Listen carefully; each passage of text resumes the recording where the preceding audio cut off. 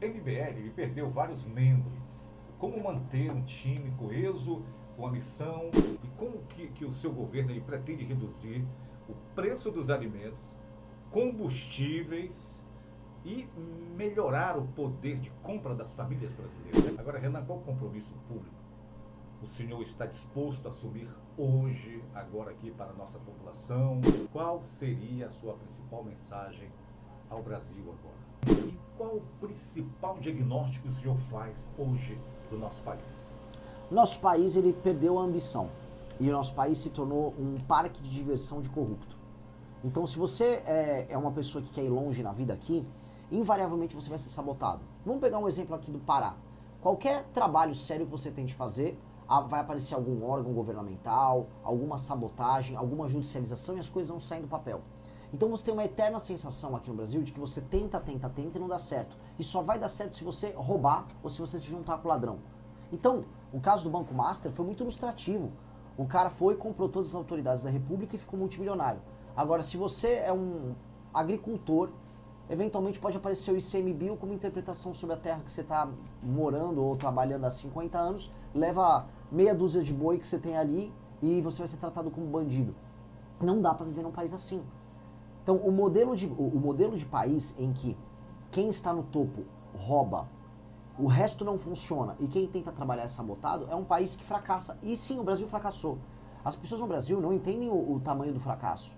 O tamanho do fracasso não tem que ser medido se, igual o malandro do Lula faz, não, você vai comer uma picanha a mais aqui ou ali. Você tem que imaginar onde você poderia estar e onde você está. Nós éramos para estar numa posição muito maior do que nós estamos, e só não estamos porque a gente toma uma decisão errada o tempo todo. A população vota mal. Eu tenho certeza que tem parte da população aqui em Santarém que vende o voto para político. A população escolhe políticos errados. A população também é cúmplice no próprio erro. Então, para resolver esses problemas, a gente tem que despertar a população e trocar a política. Muito bem. Muito bem, para você que está ligando o rádio agora, nós estamos recebendo o pré-candidato à presidência do país, Renan Santos, conosco aqui no Rádio Interativo. É a primeira vez que o senhor visita a nossa região? Eu já vim ao Pará, mas a região não. A região é a primeira vez. É a primeira vez, né? Muito bem. Então, você também pode fazer a sua pergunta, você que está em casa agora, nesse momento, tá bom? Vamos aproveitar, então, a presença aí do pré-candidato do Brasil, Renan Santos. Cite pra gente aí as 3 prioridades do seu governo, caso seja eleito. Olha só, as prioridades vão de acordo com aquilo que é mais básico pra gente. O brasileiro tem que conseguir pagar as contas sem se endividar e ele tem que andar na rua sem ser assaltado. Essas 2 coisas são essenciais. Então, para uma, a gente vai fazer uma reforma para cortar despesa do governo federal. Ontem, né, na verdade, anteontem saiu um artigo, uma entrevista, na verdade, bem bizarra, do novo ministro da Fazenda do Lula, falando o seguinte, falando que ele vai precisar cortar despesa. É sério? Quer dizer que no 4º ano do mandato do Lula ele está falando em cortar despesa? Cortar as despesas na época que a Janja viajava pelo mundo junto com o Lula, cortar as despesas quando eles taxaram todo mundo, não estava no cálculo, agora precisa. A Real sempre precisou. E a gente vai precisar cortar muita despesa, a gente vai arrumar briga com gente muito poderosa por cortar despesa, mas tem que cortar despesa. Do outro lado, eu vou precisar matar bandidos como se não houvesse amanhã. O Estado brasileiro precisa instituir aqui lei e ordem. E não tem lei e ordem no nosso país. Nós somos um país de anomia, em que a pessoa comete o crime e nada acontece.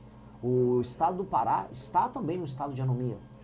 Vocês são vizinhos aqui do estado do Amapá, que é o estado mais perigoso do Brasil, mas aqui tem uma cultura de banditismo, nem tanto ligada às facções, mas eu falo de banditismo local, perigosíssima. E uma cultura de impunidade, infelizmente, muito forte. Muitos brasileiros estão morrendo. Eu até dá meu celular aqui. Qualquer um. Aqui, ó. A regra para meu primeiro ano de mandato é: se você conseguir comprar esse aparelho aqui, um celular, e não se endividar, e ao longo do ano você andar na rua e ninguém roubar seu celular, a gente já venceu muito. A gente já melhorou muito a vida das pessoas. Porque significa que andar na rua vai ser seguro e que você vai poder consumir e não ficar quebrado, endividado. Ao fazer isso, a gente já abre o caminho para passar uma agenda de competitividade, para a gente poder trazer empresas de fora. Outra coisa que eu vou fazer, que é muito importante para cá, obras de infraestrutura. Porque se eu corto a despesa, os juros brasileiros abaixam. Quando os juros ficam mais baixos, preciso que todo mundo que está assistindo entenda. Juros baixos faz com que invistam. E as pessoas vão investir muito em infraestrutura. Aqui no Pará, vocês precisam de muita infraestrutura. Estou falando de conexões de vocês em termos de rodovia e ferrovia com o resto do Brasil. E aí, para fazer isso, eu vou precisar parar com uma cultura de ONG, especialmente ONG que não é brasileira, que sabota a obra e sabota o funcionamento das coisas. Imagina, aquilo que aconteceu na Cargill, aquilo é uma sabotagem ao país. Eu vou brecar essa sabotagem.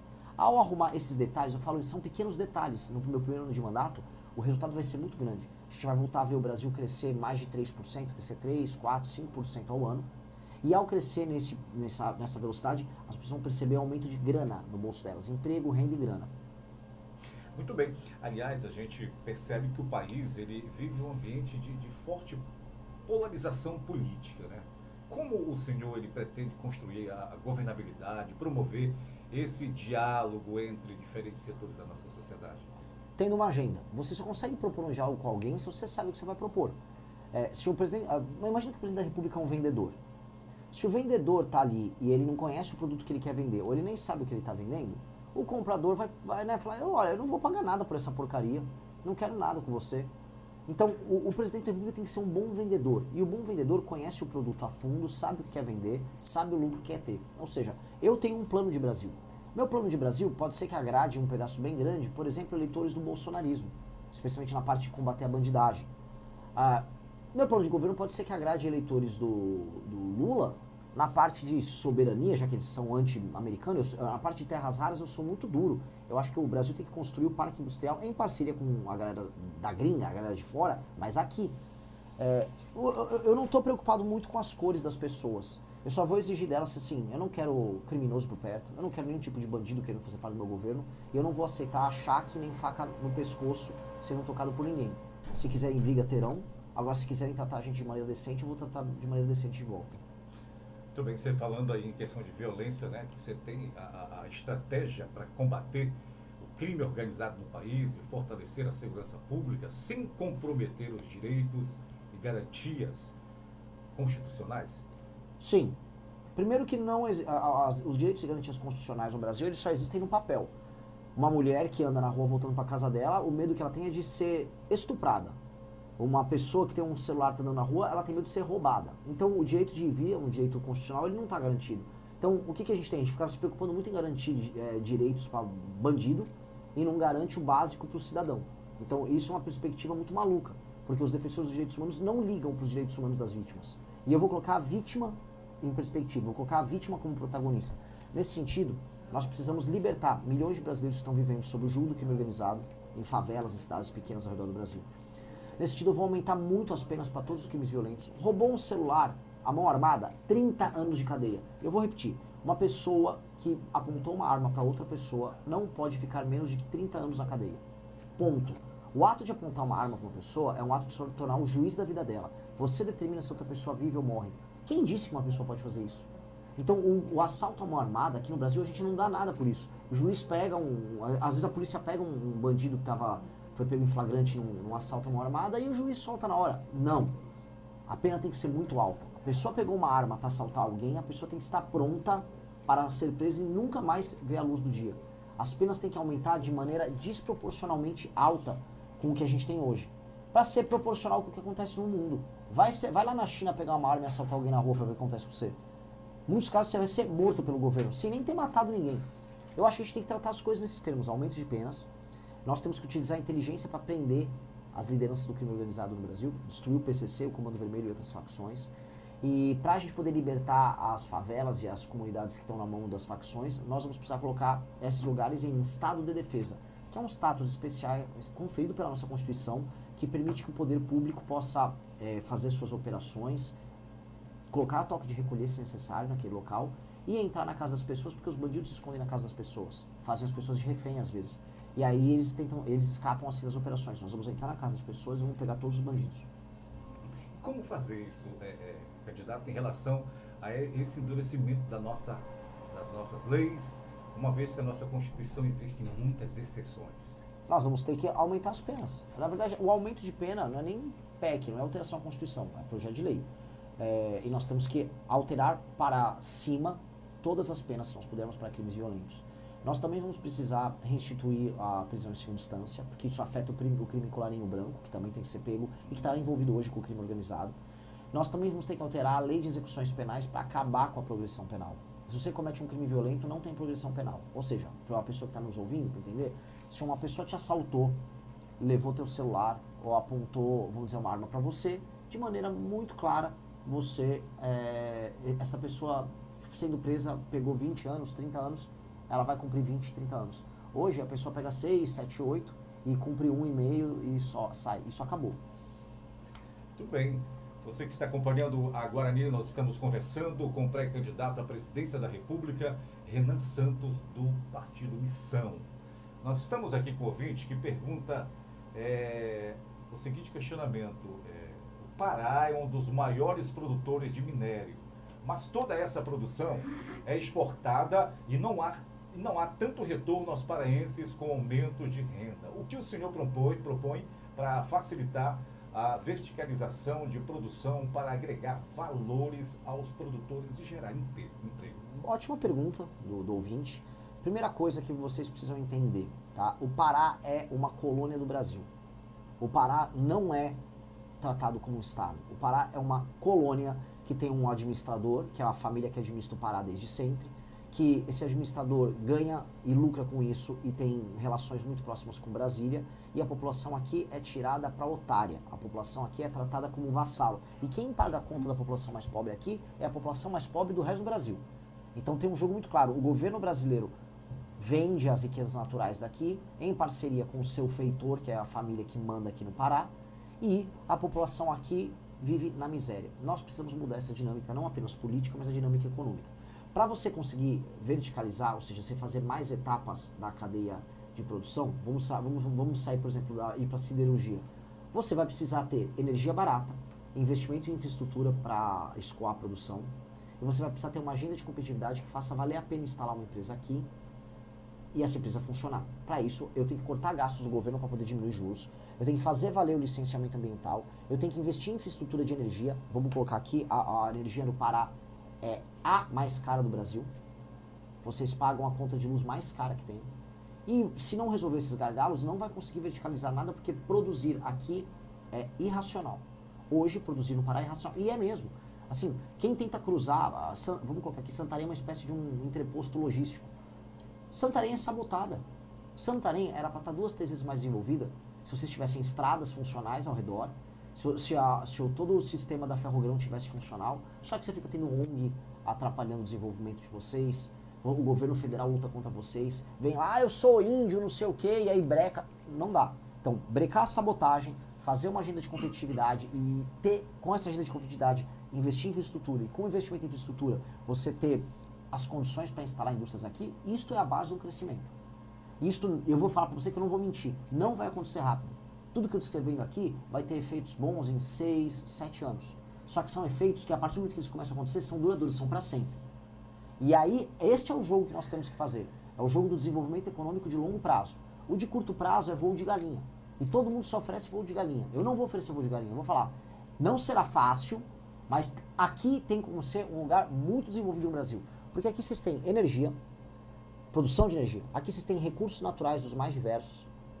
Aqui, do ponto de vista logístico, vocês estão próximos do norte, que é que consome, a gente estão próximos do Canal do Panamá. Então, montar plantas industriais aqui, havendo logística, faz sentido demais. O lance é parar com a sabotagem. E como que o senhor pretende equilibrar esse crescimento econômico, essa preservação ambiental, que é importante para a nossa região, especialmente aqui na Amazônia? Hoje a gente fala muito nisso, mas você não tem nenhum nem outro. Hoje a questão ambiental é usada como desculpa para sabotar qualquer crescimento econômico. E aí você também não protege o meio ambiente. Acho que a coisa mais maluca é o aquífero que nós temos aqui. O aquífero é um aquífero raso. Né? Raso, assim, por mais que ele seja gigantesco, é o maior do mundo, ele é muito próximo da superfície. Portanto, o chorume do esgoto que não é tratado aqui afeta o aquífero. Então ficam, o aquífero, o meio ambiente. O próprio poder público está contaminando o aquífero. Não, temos que preservar uma Amazônia. Aí o ICMBio sabota quem está trabalhando, ao mesmo tempo que a pesca predatória, ao mesmo tempo que a exploração predatória de madeira acontece. Ontem mesmo a gente viu caminhão com toras completamente ilegais passando na estrada e ninguém vendo, naquela estrada destruída. Então, o que nós temos é uma fingição, um discurso fingido sobre o meio ambiente, e nenhum trabalho voltado ao desenvolvimento econômico. Pois bem, Tem que ter regras muito claras, sem zona cinzenta, para que as pessoas possam produzir e saber quais são os limites dela. Tem que ter um trabalho sério de criação de parques nacionais para que o Brasil e o mundo visite.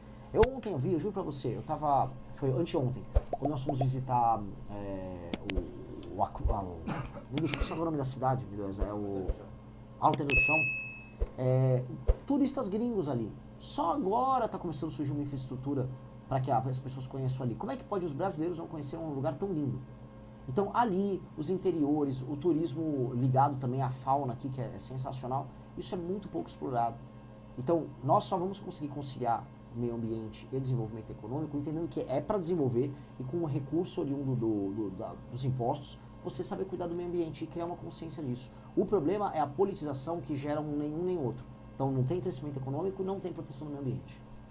Muito bem, aqui o Tarcísio Oliveira, ele diz, o MBL ele perdeu vários membros. Como manter um time coeso, com a missão, agora que o partido atuará em todo o Brasil? A gente perdeu ao longo dos últimos anos, e os últimos que saíram agora estão bem arrependidos, né? Aqueles bem burros que saem na hora errada em que o bolsonarismo está decadente e a gente está crescendo. Mas foi bom que eles saíram, que a gente já conhece a índole e o caráter. Acho que a gente formou muita gente oportunista, a gente está corrigindo os nossos sistemas de formação de liderança. Acho que a chapa que nós temos agora, né, com mais de 1000 candidatos para deputados ao redor do Brasil, já contempla um perfil que não é o mesmo que a gente tinha antes. E traições na política sempre terá, mas nós teremos cada vez menos. E agora com o partido político, a gente pode controlar muito mais, né? Não é agora fácil como era antes. Muito bem, para quem ligou o rádio, estamos aqui com o pré-candidato à presidência da República, Renan Santos, conosco aqui no Rádio Interativo.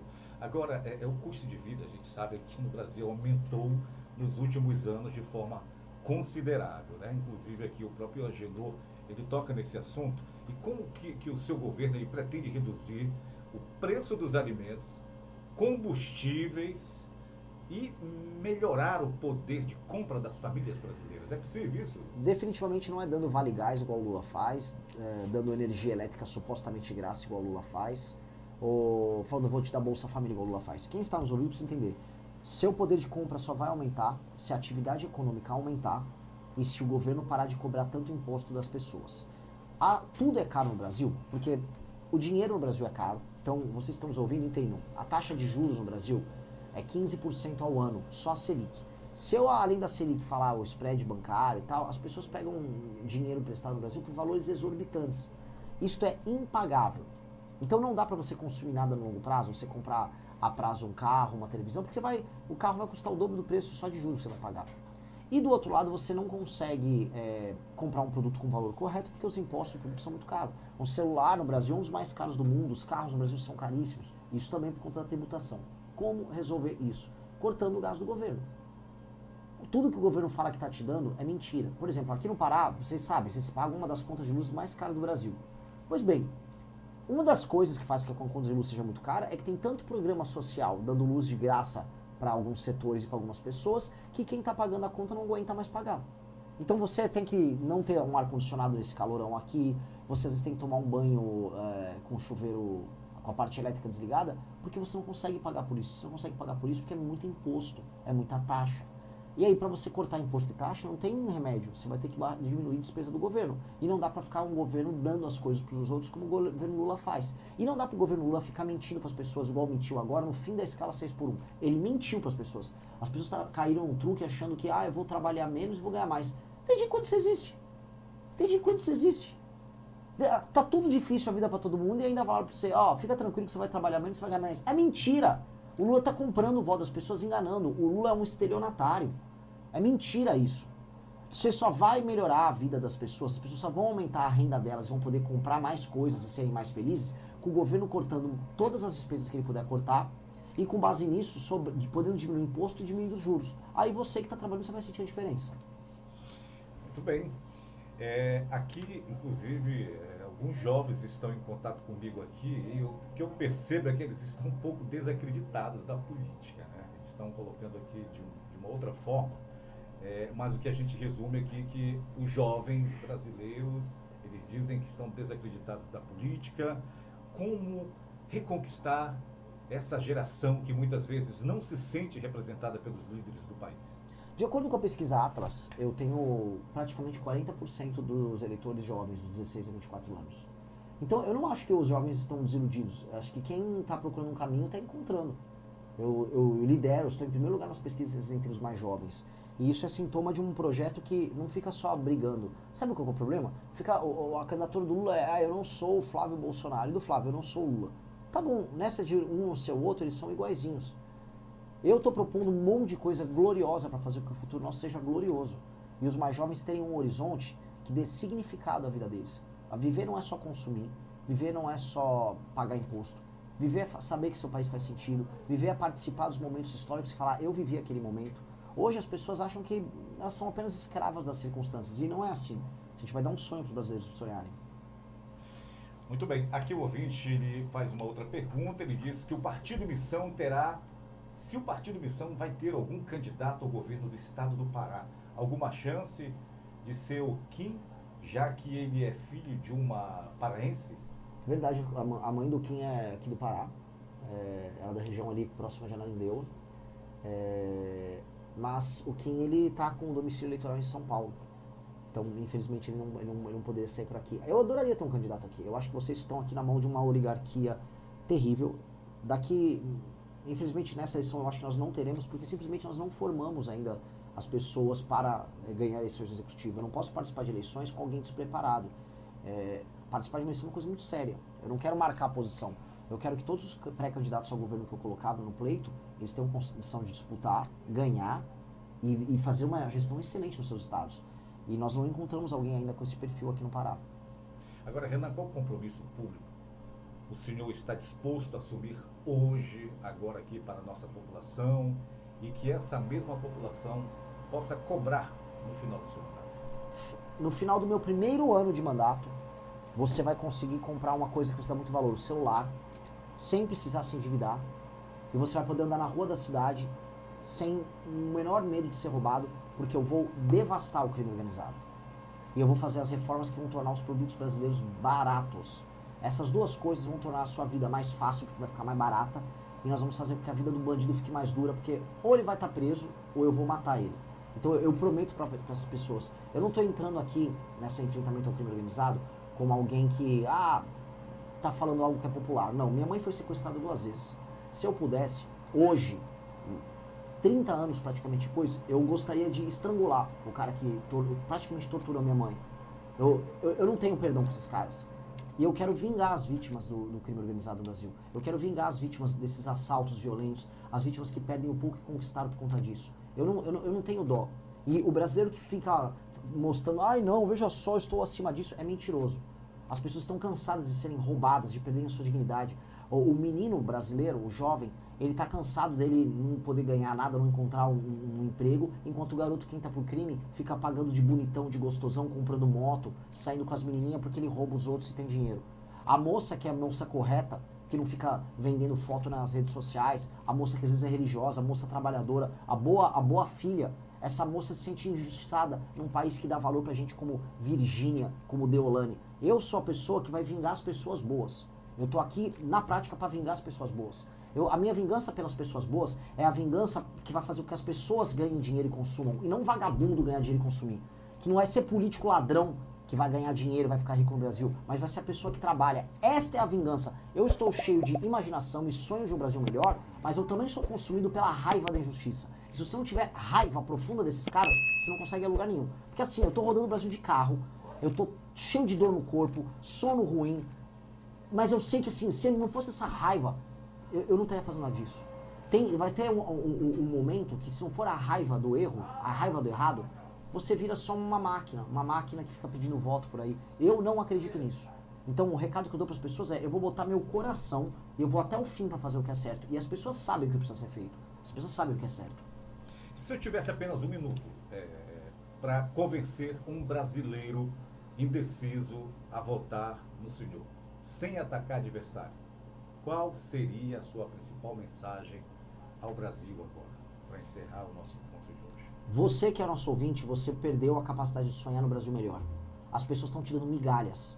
E o sonho do Brasil hoje é ganhar uma migalha e ficar feliz com ela. Não imagine que viver possa ser assim. Você pode viver numa casa que não vai precisar ter um muro. Você pode andar com um carro sem precisar ter isso filme. Você pode conseguir comprar um carro. Você pode conseguir comprar uma moto. Você pode conseguir comprar um celular. Você pode andar na rua sem ser assaltado.